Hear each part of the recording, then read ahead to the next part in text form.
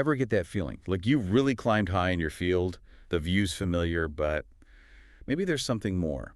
If you shifted your perspective just a bit, like you know how to use your tools, but what if you re-examine their basic physics, you know? I get that. Expertise can be like a really refined lens, but sometimes it's a bit narrow. Yeah, exactly. And that's what we're doing today, a deep dive. Now you, dear listener, you've clearly mastered your field. We can tell from what you've shared. We're not trying to teach you something brand new within that. This is more about looking at the foundations of how you think. Not questioning your expertise, but the universal principles behind good thinking, making decisions, really getting the world. Principles that work no matter what you're an expert in. Exactly. Like a master craftsperson, sometimes they go back to basics, the raw materials, right? So our guide today is Seeking Wisdom by Peter Bevelin, Darwin to Munger, the whole deal. We're pulling out the core stuff, the insights that are powerful, whether you're a veteran or just starting out. It's about strengthening the base of your expert intuition. What's really interesting for someone at your level is how looking at these basic principles can reveal biases you didn't see or new ways of doing things. Right. Okay, let's get into it. Starting with something that might seem odd for an expert, admitting you don't know everything. Montaigne said, anyone who wants to be cured of ignorance must first admit to it. That's, Yeah. yeah, powerful, especially when you've spent years learning so much. Being an expert can trick you into thinking you know it all. It makes it harder to see what you don't know, both in your field and in general. Right. It's not about pretending you're clueless in your area. It's about always remembering how much is still out there, unknown, even in related fields or in the basic ideas behind your own expertise. Like Charlie Munger, he's always saying, gotta get the big ideas that underlie reality. Even if you're a specialist, you benefit from going back to those big ideas from all sorts of fields. If we connect this to what you do every day, think about a tough problem you had recently. Was there a time when realizing you didn't know something, maybe outside your specialty, helped you find a better solution? And here's where it gets really interesting. Bevelin talks about Darwin's idea that you don't have to be a genius to outthink others. You just need the right thinking habits. Now, you've obviously got the smarts, but how often are you consciously using the best thinking habits, even on familiar problems? That's crucial. Deep knowledge is like the raw material, but it doesn't make you immune to biases or bad logic. Those are just human things. Even experts fall for them if they don't use good thinking habits on purpose. And Bevelin's book gives us a framework for this. He looks at what influences our thinking, the psychology of bad judgments, even how basic physics and math can trip us up. Then he gives tools for better thinking and wisdom from guys like Munger and Bucket, even checklists we can use. It's a whole toolkit for any smart person who wants to think even better. For an expert like you, it's not about new facts in your field. It's about using this framework to really examine how you make your expert judgments. Let's look at some of those reasons for misjudgment Bevelin talks about and see if they might apply even at an expert level, like over-influenced by vivid or the most recent information. Think about the newest stuff in your field. Even though you know the basic principles so well, could a really exciting new finding, maybe one with a great story attached to it, be swaying you too much? Maybe you're overlooking a lot of older data that's not as flashy, even if it's more solid. That's a good question. We all love a good story, Rose. Mhm. What about the bias from reciprocation tendency, that human thing where we want to return favors? Think about working with others in your field. Could little favors from the past, even if you barely remember them, be affecting how you judge those people or their work now? And what about the bias from over-influence by authority? How does that work when you're an expert dealing with other big names in your area? Even though you're an expert yourself, when you're talking to those really respected figures, how do you make sure you're still thinking for yourself? You're not just swayed by what they say because of who they are. Sense-making? Wanting to quickly figure things out? That seems extra relevant for experts. They've got those mental models, right? Those models are powerful, yeah, but they can also make you jump to conclusions too fast. You slot new information into your existing categories and maybe miss something new or something that doesn't quite fit. Confirmation bias, classic one. Looking for information that supports what we already believe. Let's say your expertise is in. Mention a hypothetical area of listeners' expertise.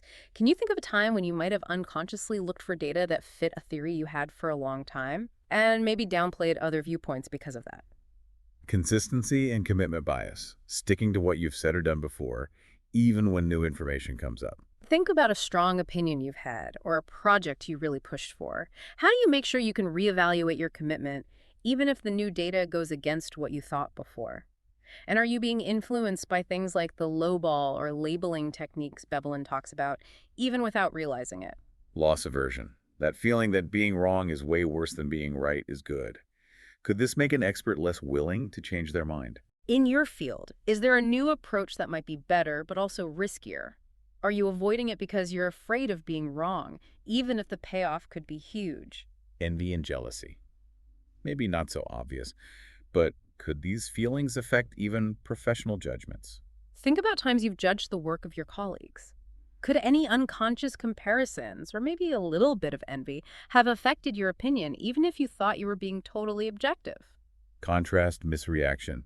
Misjudging gradual changes because we're comparing to the wrong things. In a field that changes slowly, what are the specific metrics or benchmarks you look at to make sure you're not missing big trends? You don't want to just compare to what happened last week or to something that's not really relevant. Over-influenced by frequencies versus probabilities. How the data is presented, that can really affect how an expert sees risk, right? When you're looking at data, are you more swayed by how many times something happened or by the actual probability? And how do you make sure the way the data is shown isn't tricking you into seeing risk where there isn't any, or vice versa? Social proof. The idea that if no one disagrees, it must be right.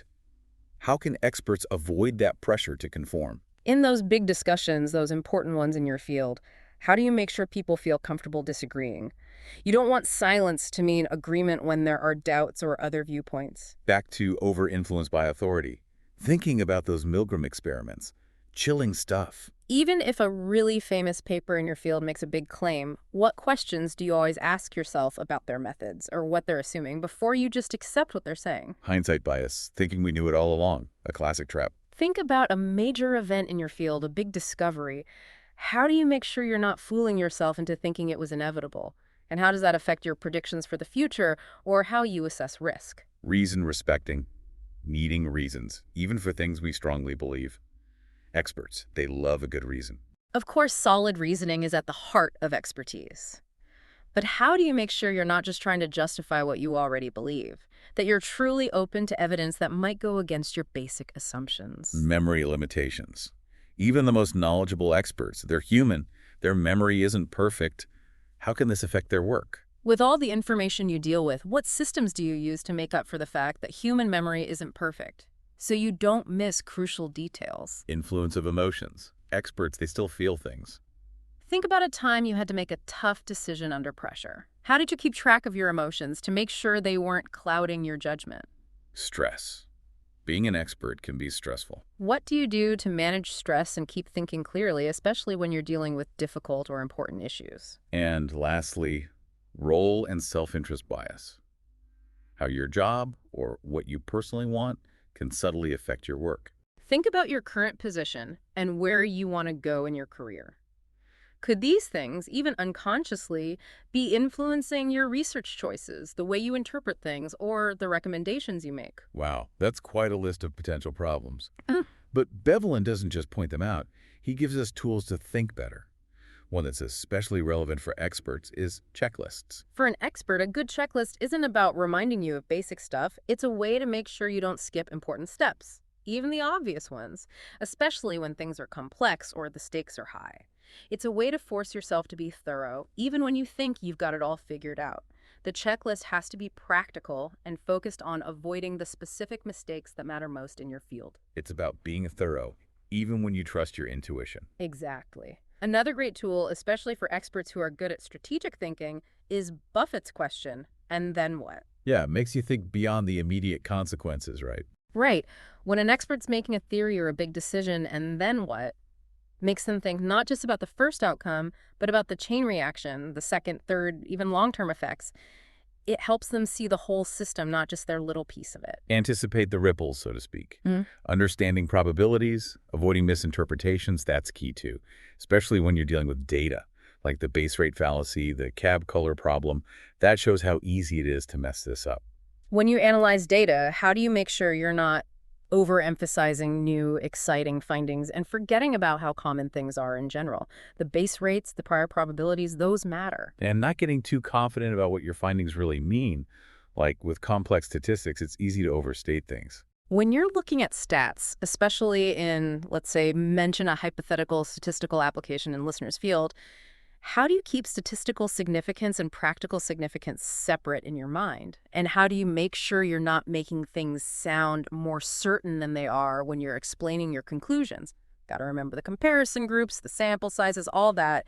Expected value, that's important too when you're assessing risks and potential rewards. Jacoby's advice to always invert, thinking backward. How can experts use that? Instead of just focusing on how to succeed, try spending time thinking about what you don't want to happen. If you figure out what could go wrong, the bad consequences you want to avoid, you often get a much clearer picture of what really matters and what you need to do to protect yourself from those risks. It's like strengthening your plans by looking for weak points. So we're back to the basics, continuous learning, intellectual humility, the cornerstones, right? Yeah. For an expert, learning isn't about the basics anymore. It's about constantly getting better, keeping up with the new stuff, really thinking critically about new ideas, even if they challenge what you thought you knew. Intellectual humility means knowing that even though you're an expert, you still don't know everything. And you're open to changing your mind when new evidence comes along, even from fields you don't know much about. Just like Munger says, think about things from different angles. So to wrap it all up, we've seen how these basic principles from Beveland's Seeking Wisdom, they're not just for beginners. They're essential tools for even the most accomplished experts.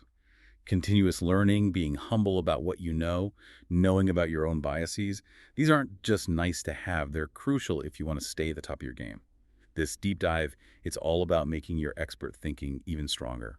Thinking back on all this, which reason for misjudgment do you think applies most to the problems you're facing right now? For me, it's the "and then what" question, thinking about the long-term impact of decisions. It's easy to get focused on the immediate goals and forget about the chain reaction that comes after. Yeah, I see that. I think the most important thing for an expert to remember is that they have to constantly check how they're thinking, not just the results of their work. So knowing that we all have confirmation bias, what are you going to do to find viewpoints that really challenge your main theories or methods, really push you to think differently? And if we think about always invert, what's one way your most important project could fail? And what can you do right now to make sure that doesn't happen? It seems like true expertise isn't just about how much you know, it's also about being smart enough to constantly check and improve how you learn and use that knowledge. Thanks for joining us on this deep dive. It's been great. My pleasure.